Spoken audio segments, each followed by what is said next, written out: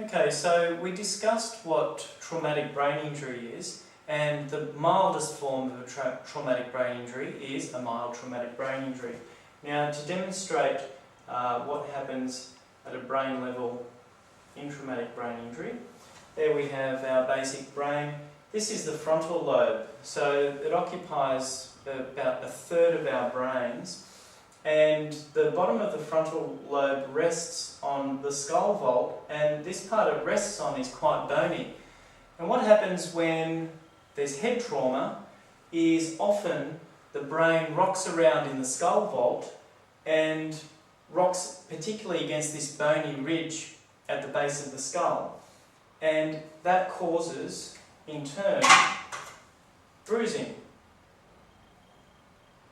Right? And when we get bruising at the base of the frontal lobe, that can affect our impulse control, our ability to control our emotions, to control our anger, or to control basic drives like hunger, thirst, etc. So that's one mechanism that is part and parcel of traumatic brain injury.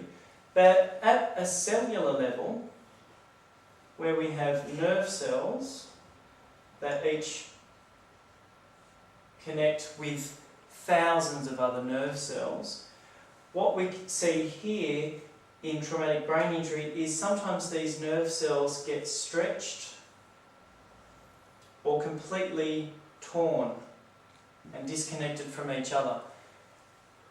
This trauma can happen even in mild concussion. The good news is, about 90%, the vast majority of people make a full recovery from mild concussion.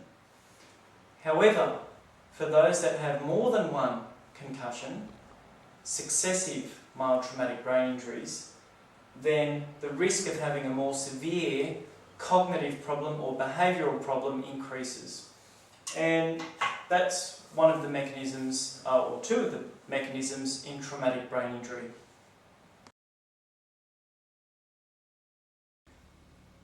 So as we discussed, Matthew Newton's diagnosis is bipolar disorder, and to demonstrate in simple graphical form what that means, bipolar disorder is associated with depression. Now this line here might represent the normal mood of the average person. Now we don't all have the same mood every day, do we? So on some days our mood is good, it's a bit high. On some days our mood is low. We do get sad from time to time, it's a normal part of the human condition. And so we fluctuate around this average curve. In bipolar disorder, when a person gets depressed, it's a lot worse than just simple sadness. It's persistent feelings of low mood, irritability, poor sleep, poor appetite. There might be thoughts of death, suicidal thoughts often occur during depression, and it's also associated with fatigue and a lack of energy.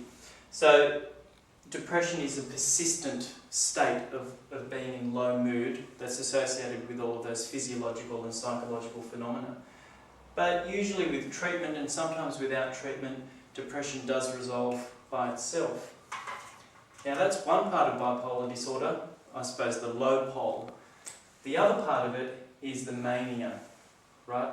And that's basically the opposite to depression. It's where a person is in hyperdrive, they've got a lot of energy, they don't need much sleep, they don't need to eat much, and they're very creative and full of ideas. And many people have written about the positives or the advantages of bipolar disorder, and the advantages really come from this mania or hypomania. Hypomania just means it's not quite mania, it's not quite the very peak of that elevated mood cycle. Now, one of the things Matthew Newton said in the interview is that one of his biggest regrets was not realising that he needed help. And this, unfortunately, is very common out there in the general population. In fact, we know from very well conducted studies that 1 in 5 Australians in the past year has experienced a mental illness such as bipolar disorder, but only about a third of those, or thereabouts, ever receive treatment for their mental illness. And the reason for this is the general population isn't very good at detecting these symptoms. So if you or your friends or anyone you know has experienced symptoms of depression, so again, mainly the main symptoms are the persistent low mood or irritable mood, a lack of ability to enjoy things, fatigue, poor sleep, poor concentration, poor appetite, then they may be experiencing depression. Similarly, if you or one of your friends or someone you know is experiencing elevated mood, a lot of energy, and it's uncharacteristic of them, and they're not sleeping as much, and their appetite has changed, then they may be experiencing a bout of mania or hypomania. And either of those two things should alert you or the person that your friend or family member to perhaps go to a GP and just let the GP know about these symptoms. It's always worthwhile getting that checked out than leaving it, because if you leave it, it could cascade and become a much bigger problem in time.